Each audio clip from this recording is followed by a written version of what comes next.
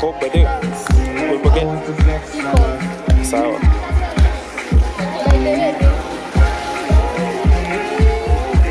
Nilikuwa niambie Josia na nini.